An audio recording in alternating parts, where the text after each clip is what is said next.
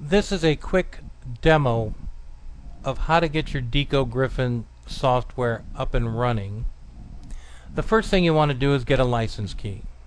So you're going to want to go to Help, Send Registration File, put all your information in, choose 30-day demo. Only other option you might need is to go into Change, Request to HD Package for those of you who need it. From there, all you do is hold your control key, click on Send License Info. As long as you're on the internet, the file will come directly to your server. Once that's done, if you go to Help and Info, where it says Subscription, it's now going to have a date of approximately 30 days of the time that you get your license. The next thing you're going to need to do is make sure that all your file types will play. What you want to do is to go into Configuration, Options, right-click and go to Enhanced, and it's going to bring up a file extension box. You want to make sure that your file type is in there. If not, you're going to have to add it the way that these are in there. If you have MOV or MP4, you can put them in here and then they will play. Just remember, you're going to need to also have QuickTime on the computer itself. Once you're done with that, we want you to go in and create playlists.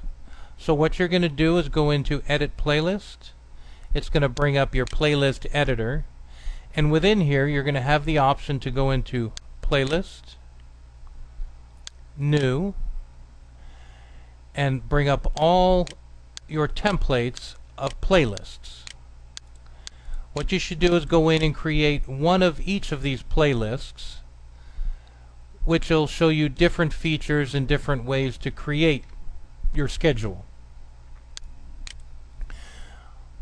While you're doing that, what you need to do is check out the features on the right hand side. Basically, I'll go through a couple of them with you. If you drag a repeat over at the top, what that's going to do is anything underneath it in that playlist is going to repeat. That would be if you wanted to run a looping channel.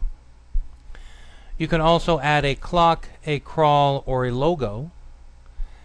If you wanted to do that, you would drag it in the schedule, click on it, point to your logo, and it'll automatically play a logo.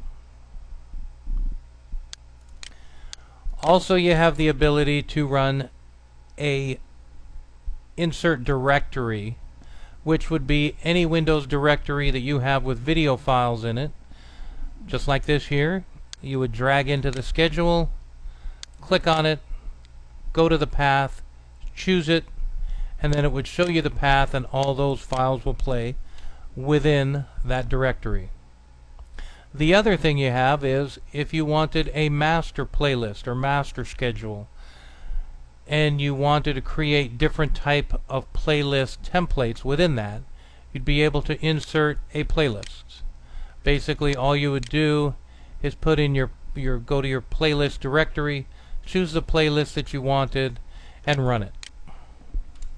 Of course, you also have the ability to just go into a Windows directory, grab your video files, and drag and drop them into the schedule any way you want.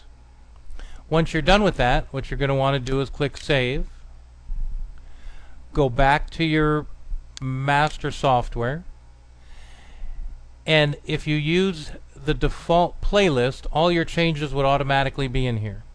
Or you could go into Load, Open Playlist, and use the existing playlist that you have created and put them on the air. That's all there is to it.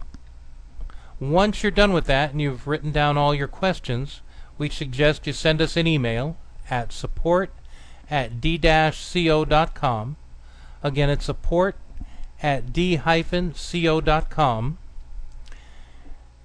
and then send us all the information. We can give you a call back and set up an appointment to go through your questions. Usually takes anywhere from 10 to 15 minutes. That's it. Thank you.